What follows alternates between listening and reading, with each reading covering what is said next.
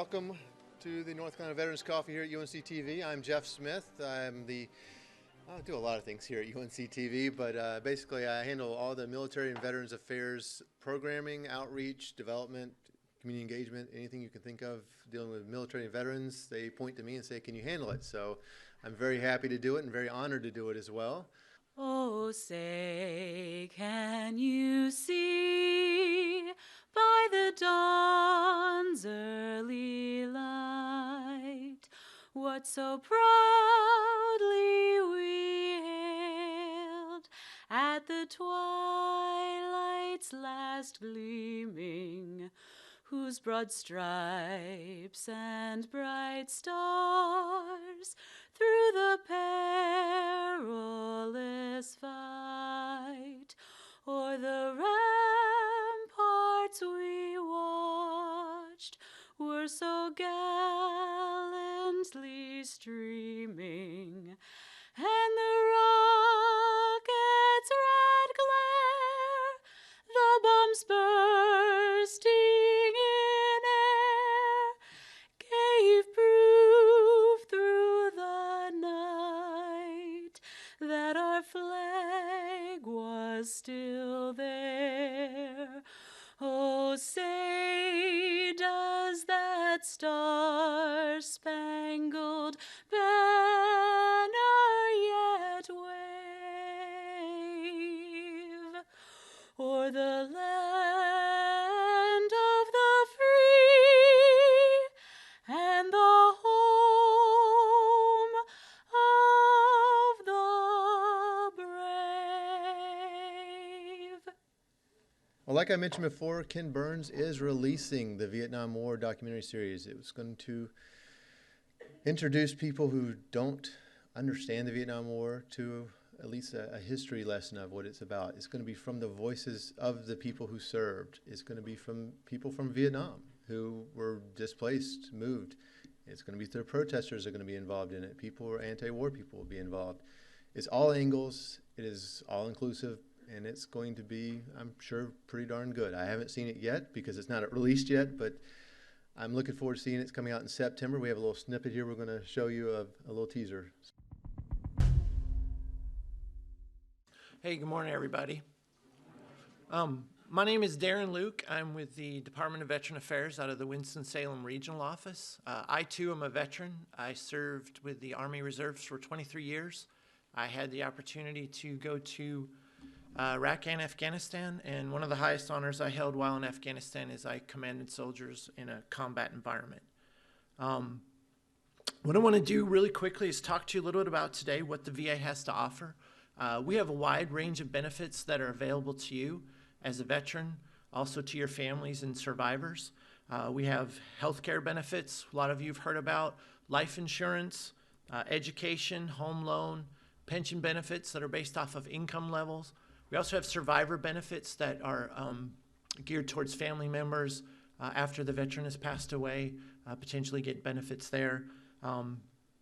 Vocational rehabilitation, that's something we do here in our regional office in Winston-Salem, and that's where as a veteran, if you have a disability and you get service connected for that disability, we'll talk more about that here in a minute. It allows you to get retraining and potentially get a different job if you're not able to function in the job that you're in. The one I want to focus on a little bit more today is disability compensation benefits. That's what I deal with along with most of the staff there in Winston-Salem. And basically what that is that's where we look to see if you have a disability and you feel it's due to service, you file a claim with us. We'll go and we'll look in your records to see if the evidence shows that you had it from service. We also will help you try to get through your documentation together, and then we'll make a determination. Now, not all disabilities are necessarily derived in service. Several of them that are out there we talk a lot about are PTSD, one of them. A lot of disabilities that deal with Agent Orange, not just exposure itself, but actually there's certain cancers to include prostate cancer. Also another big one from service in Vietnam is diabetes and the complications that come with that. Most recently, they just passed legislation and guidance, and I believe it goes into effect here in March, that deals with the Camp Lejeune water issue. There's 8 different disabilities that are been recognized due to that situation. So what we do once we figure out or determine whether your issue is service connected or not, we'll assign a disability percentage to it from anywhere from 0 to 100. There's some math that goes with it. Some people say it's a little fuzzy VA math, but bottom line is we look at you as a whole person and we figure out a total disability percentage, and then you can get compensation benefits for that. They are tax-free benefits that you're entitled to, and if you're above 30%, your dependents may get some additional benefits as well. What I want to speak to along with that is one of the things we're trying to do in our organization, and we've started working on this last few years, is getting and doing more outreach events like we're here today. We want to get out. Jeff kind of talked about making a conversation with veterans. That's what we want to do as an agency at our level, Department of Veteran Affairs, is get out and talk to veterans. Of the almost 800,000 veterans we have in our state, only 23% of them are actually receiving any kind of compensation or pension benefits. I actually talked to someone just a little bit earlier today that told me they had somebody that served in Vietnam didn't even know that even just because they've been drafted, they were even eligible for VA benefits. And those are conversations we need to have and get the word out, because those veterans need to receive or be talked to about the benefits that they could receive. Last year alone, we did over 300 outreach events. This year, with our director, he's pushing to do even more. Some of the bigger events we had are called Veteran Experience Action Centers. We've had these all across the state, from Charlotte to Winston-Salem, Fayetteville a couple times. We've been in this area, in Raleigh, Cary area. We've also gone down to Jacksonville as well. But now we're trying to expand out into other areas of the state that aren't necessarily getting the attention that the bigger areas of the population have. To include, I was just recently in Clinton, North Carolina. Next month, the February 10th through the 11th, we'll be in the Roanoke Rapids area at the Roanoke Rapids Theater. And what these allow you to do as a veteran or a family member is come sit down with us one-on-one. Come talk to us about if you have a claim pending. Come talk to us about your health care benefits. They're pretty awesome opportunity. Not only sit down with us, the state of North Carolina itself has resources they have to offer, along with the county. We talk through, there's also partners to include individuals like the Red Cross that allow you to sit down and talk to us. And I highly encourage, if you don't have the need to go, if you can find and talk to somebody, we're doing our best to aggressively market this through social media, newspapers, TV, word of mouth, whatever we can do to get it out to veterans and their families about this benefit. A couple things I want to leave you with. I am here today with a couple folks from the regional office. So those that are here, if you have any specific questions afterward and you want to sit down and talk with us, that would be fantastic. Okay? And we do have a website, www.vets.gov. Again, that's www.vets.gov.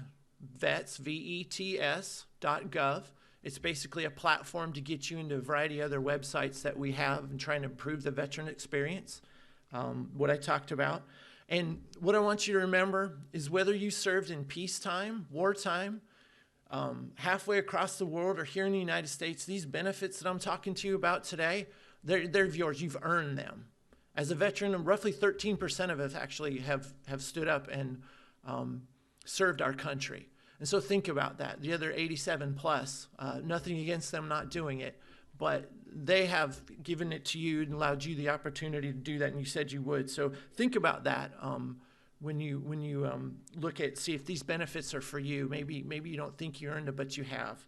So I want to thank you from the bottom of my heart for your service and for the time today. And every time I look at this flag, it reminds me that freedom isn't free. It takes individuals like us here in the audience and the families that support them to make that happen. Thank you. One more quick thank you here is we're enjoying some coffee today thanks to Krispy Kreme, and also some donuts from Krispy Kreme and Biscuitville also. So thank you. They sponsored this. They donated all of that food for us, and so I appreciate their support of veterans. So that's why we're able to have what we have here today. So make sure you thank them if you're ever in their stores. Take the time to thank them. All right, up next we've got our keynote speaker here, Joshua Kane. From the American Red Cross. He is an Army veteran, correct? Yes, sir. I wanted to make sure I had that correct. So we have the Army representing too. Don was also Army. We've got the Red Cross. I didn't realize how much the Red Cross does. You always hear about disaster relief. You always hear about all sorts of things they do in the community. I didn't realize how much they did for veterans and military families as well. If you've never looked at their site and found out what they do, time to do it, because they have a lot of good stuff for you. I'll let Josh explain a little bit about that, so come on on. Good morning. It's a pleasure to be here. Certainly appreciate the service that is represented in this room. Again, my name is Joshua Kane. I serve with the Red Cross in Eastern North Carolina. We have 2 regions in the state. We cover every county, and we stay very busy with our military mission. Sometimes, unfortunately, your interaction with the Red Cross, I always ask, have you ever done anything with the Red Cross? And most of the time that meant you had some kind of family emergency that you needed us. So we always like to have these opportunities to have really positive engagement when it's not necessarily a high-stress emergency situation. So it's great to be here today. We just got a quick video that they're going to show for us just to show a little bit of the impact. Like Jeff said, people think blood and flood with the Red Cross, blood and flood, which I need to thank everyone in this room. The community stepped up and supported the victims of Hurricane Matthew in a major way. Much of that support came through the American Red Cross, and we're very thankful for the community. I want to say there are still people out there suffering from Hurricane Matthew. This is not something you snap and you rebound from. So the Red Cross, many other organizations, including veterans organizations, are staying involved with that. So this is a little bit about what we do with the military.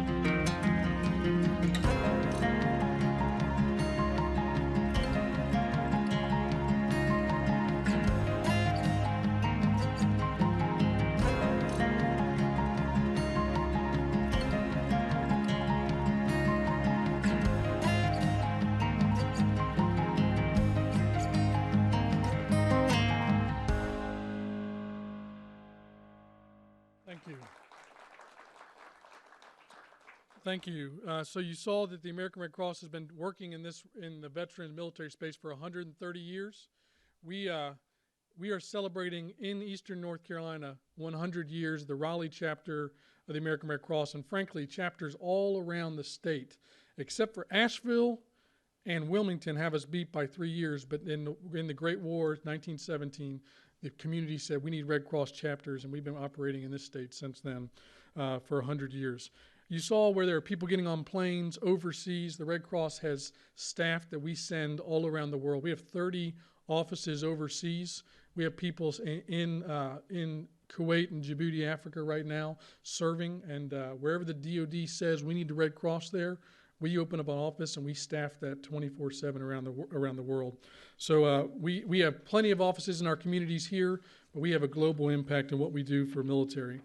Let's see if I can move this forward there. So there's some pictures again, just where we work and how we move forward. We've been doing this for military and veterans all around the world. We talk about, I certainly hope that Ken Burns includes what was referred to as donut dollies, Red Crossers, who spent a tremendous amount of time in Vietnam serving there. This is just a slide. I'm not going to go into it other than to say the Red Cross works with military. Actually, in Charlotte and Raleigh, the MEPS stations, we brief the MEPS recruits. We brief their families. We follow up with their families when they're new to the military. From the moment they take their oath, the Red Cross is there, to when they're receiving care at VA facilities, the Red Cross is there, all throughout their active duty service and their time as a honored veteran. Want to just take a moment and talk about some of the things we do we talked about what we did overseas, what we do at home. We're very important from the Red Cross perspective that we welcome you back. It's very important that you know that you have support here from the Red Cross. Since the moment you joined the military, we continue to be in the communities and help you connect with the support and resources you need.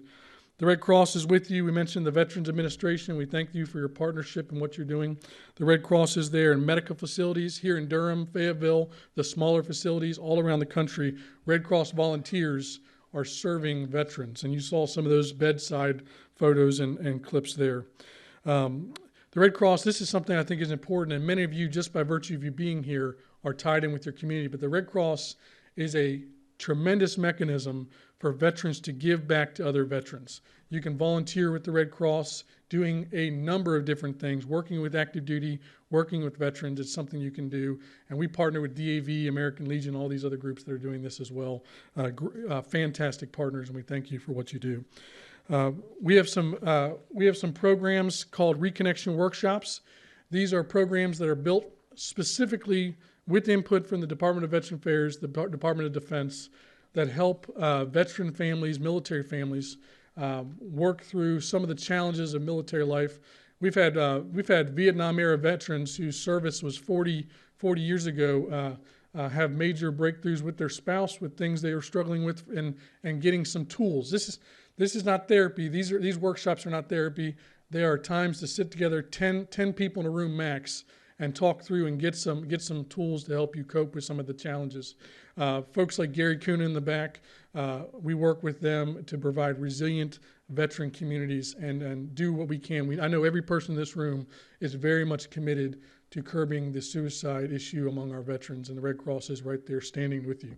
We have these programs. We just started 2 for kids, for family members of veterans and service members as well, so we're very proud of that. Locally, we have some great programs for art therapy. We're going to be featuring in Raleigh in June Marine Corps Wounded Warrior Battalion. These are retired veterans of the Wounded Warrior Battalion. They were injured in combat. They're doing art therapy through the Red Cross. We'll be featuring that at the North Carolina Museum starting in June. You can come see some of this amazing work that they've done. They're depicting scenes that they have flashbacks of, and it's helping them work through those. Incredibly powerful. We have a great program called Holiday for Heroes, where we spread the love and encouragement to our veterans. We also involved with the Veteran History Project, making sure that those stories remain for the generations to come. You saw some animal visitation. People love animals. They love veterans, and we combine those 2 things together to provide encouragement. We have plenty of programs in the VA. We have Totes for Hope comfort drives for homeless veterans, musical therapy, crochet therapy. And this is my next to the last slide. I just want to say I've got information on all this over here. I know we're not going to do questions here, but please come to the table. The last thing I want to just share, something that's brand new in the last year, is that we are very committed, the Red Cross, to reducing the number of individuals who die in home fires by 25% in the next 5 years. Home fires don't discriminate on anyone, veterans, non-veterans, rich, poor, everyone's at risk, and we all forget to test that smoke alarm. We are installing free smoke alarms in anyone's home that comes. We have a special initiative to put in this current year, 1,500 alarms in the homes of veterans and military members, so that they have 2 minutes to get out in a home fire. And we want to make sure they know how they have the systems in place to do that at no charge to them. So I've got a lot of information here. It's been a pleasure to come, Jeff. Thank you so much, and I look forward to talking to you. Thank you for your service.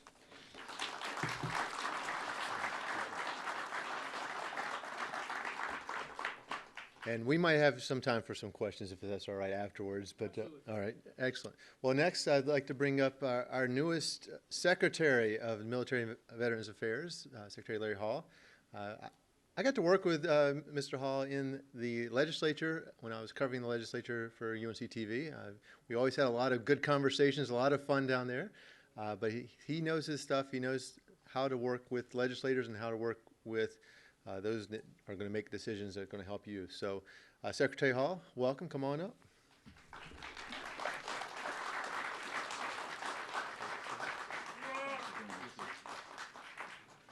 I heard a faint sound. Good morning.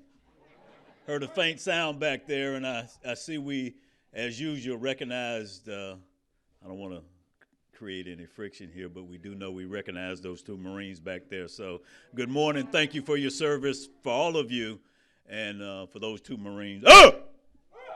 Now that we've got the formalities out of the way and we've honored those who have, like many of you, given a great amount of service to this country, I want to thank you for coming out. I appreciate the efforts that are going on with these coffees. We've got about 4 folks from our office here.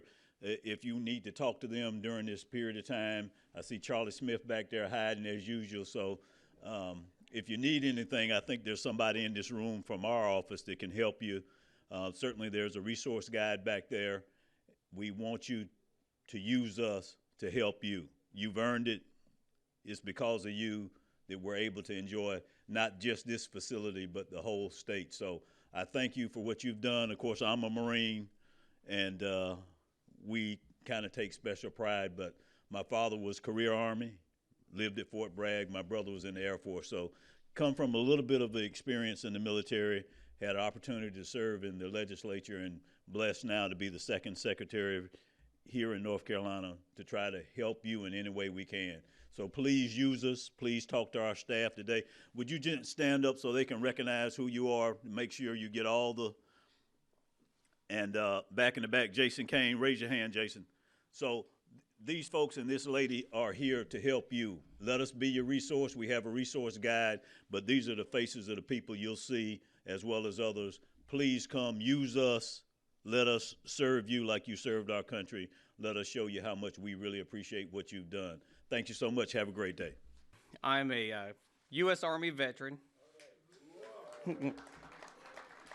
field artillery surveyor, and went through combat medic school 2 years ago, and then now a college professor also, and a museum director and board president, and I'm always talking with vets everywhere I go. And I was at a luncheon some time back, and when I go to a luncheon and I see somebody with a U.S. Army hat on, it can be Marines too. They're welcome.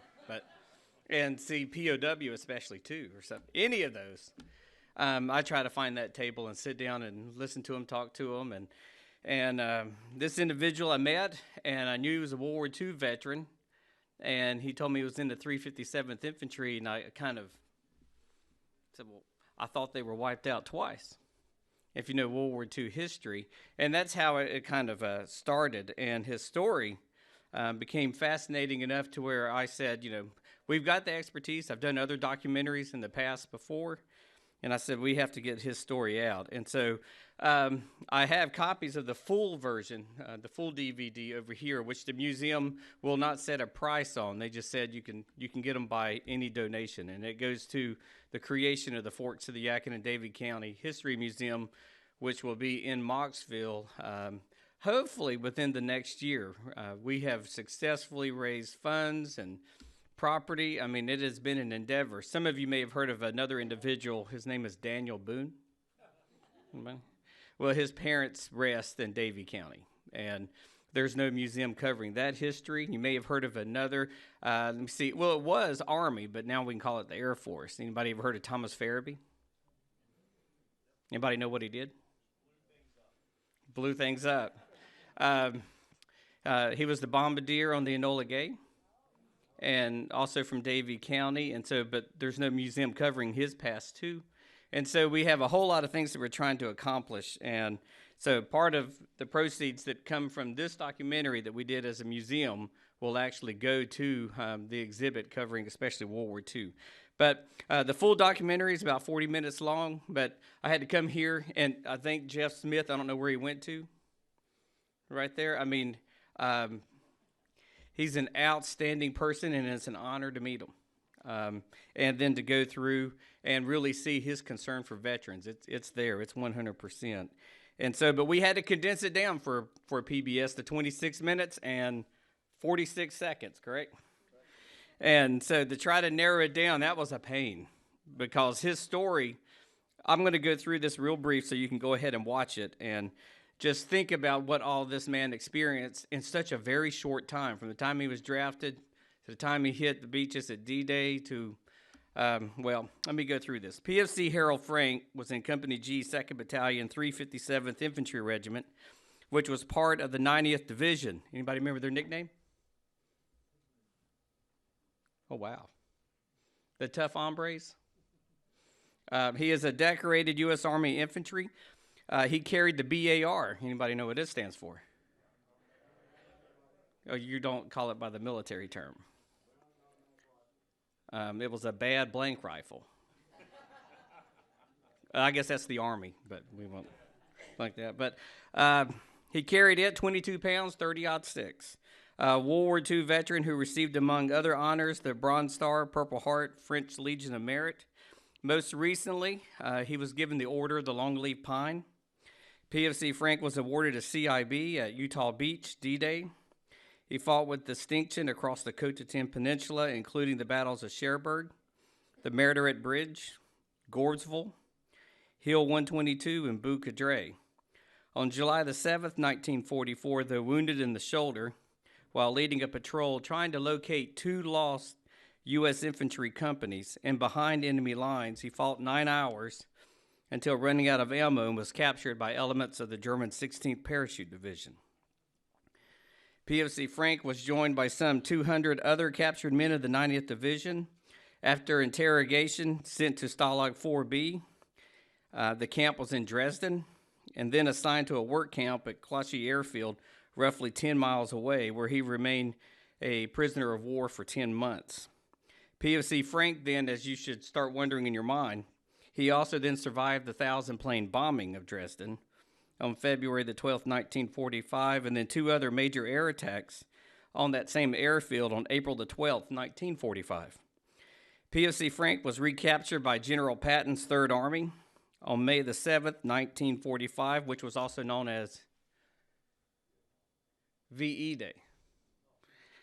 Before capture, PFC Frank weighed 212 pounds when he hit the beaches at Utah Beach. When he was recaptured, he was only 117 pounds.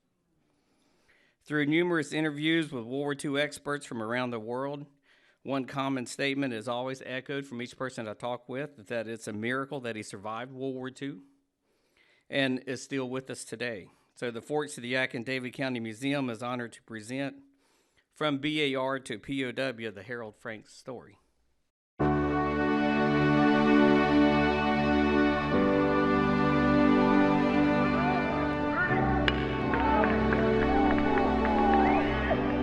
Sunday, December 7th, 1941, we was playing. When we come up to the house, it was coming in on the radio that the Japanese had bombed Pearl Harbor that morning and killed a whole bunch of our soldiers and sailors. We knew then we was in war. We didn't know how bad it was going to be. Before it got over with, I was in the middle of it. I was with the 271st Infantry Regiment in the 69th Division. They wanted somebody to volunteer to be a BAR man. I volunteered. There was 4 divisions of infantry landed on Utah Beach, and I was assigned to the 90th. I bailed out in water about chest deep, and I shot 60 rounds through the BAR into a machine gun nest. When they run them tanks up amongst us, your teeth would shatter. Couldn't keep them from shattering. A lot of guys said I never was afraid. They lying. They was. They wanted a 10-man patrol to go out and make contact with I&L Company. They had got cut off out there. It was raining that night. It was an awful night to go on patrol. And we went across the highway, and I was in the front part of the patrol. cut loose on us with a machine gun. I got shot in the left shoulder. Accident knocked me down. I crawled back up when there was a German there with a submachine gun. He come down with that thing and shot right across the front of our feet. They'll either give up or get killed.